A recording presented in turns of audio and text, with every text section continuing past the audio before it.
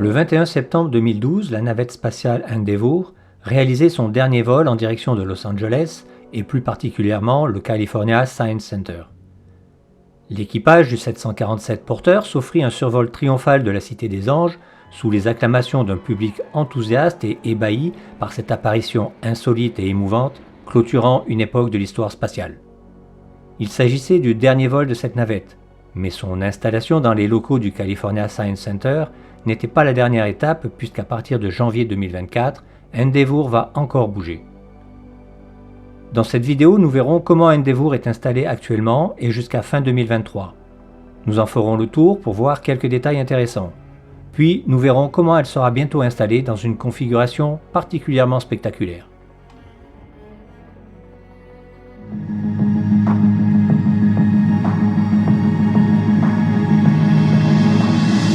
Le California Science Center est un centre dédié à toutes les sciences et qui abrite depuis 2012 la navette Endeavour en vedette américaine.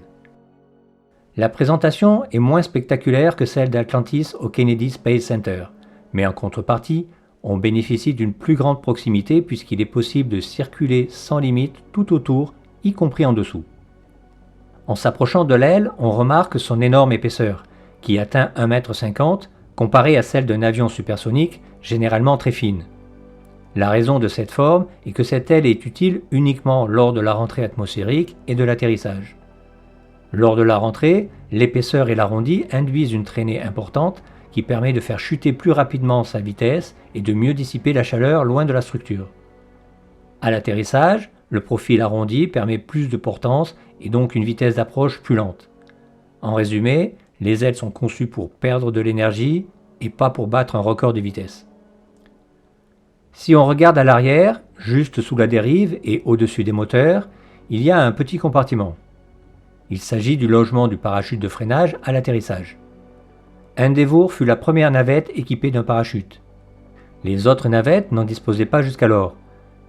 Les concepteurs avaient considéré qu'il n'était pas utile, puisqu'elle était censée atterrir sur les pistes des lacs asséchés de la base d'Edwards, pistes dont la longueur est pour ainsi dire illimitée, et où les freins et pneus ne sont pas trop stressés.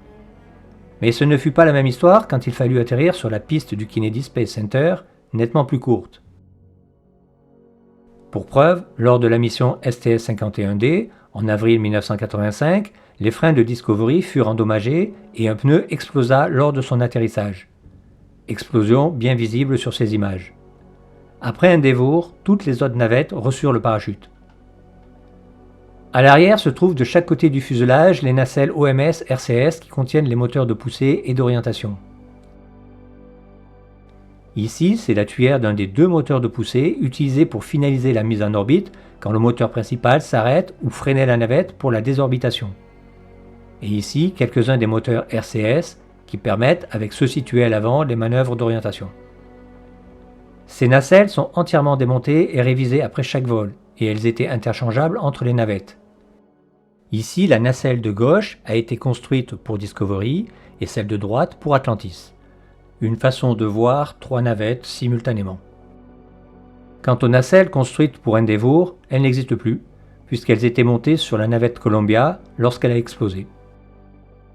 Sous chaque nacelle, un panneau permettait le raccordement des cordons ombilicaux pour le remplissage et la vidange des réservoirs.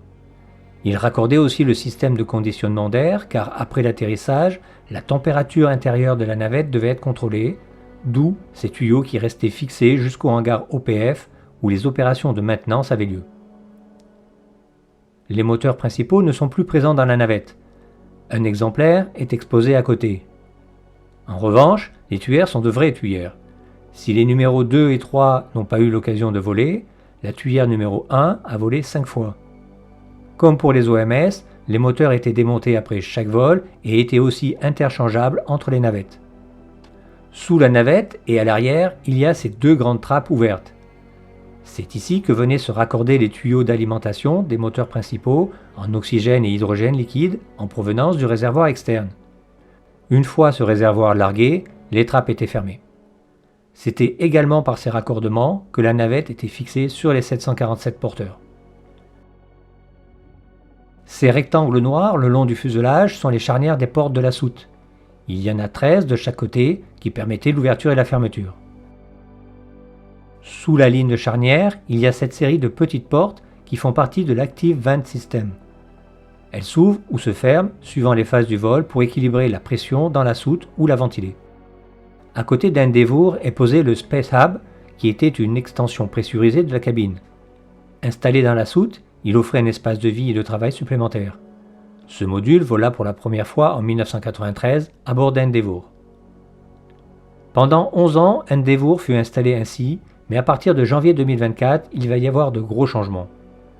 En effet, à l'extérieur, un nouveau bâtiment est en cours de construction qui abritera un nouveau musée de l'air et de l'espace dont Endeavour sera le point d'orgue. L'exposition sera la plus spectaculaire puisque Endeavour sera en position verticale avec le réservoir externe et les boosters en configuration de décollage. Elle sera visible du sol mais aussi de plusieurs niveaux intermédiaires et notamment à travers un plancher de verre. À partir de janvier 2024, les gros déménagements vont commencer et la navette ne sera plus visible pendant plusieurs années.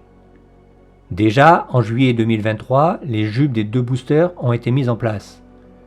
Suivront les boosters, puis le réservoir, et enfin Endeavour sera déposé par le haut du bâtiment avec une grue et la construction du bâtiment se terminera autour d'elle. Certes, son dernier voyage sera moins spectaculaire que son arrivée à Los Angeles, mais le résultat sera certainement des plus impressionnants.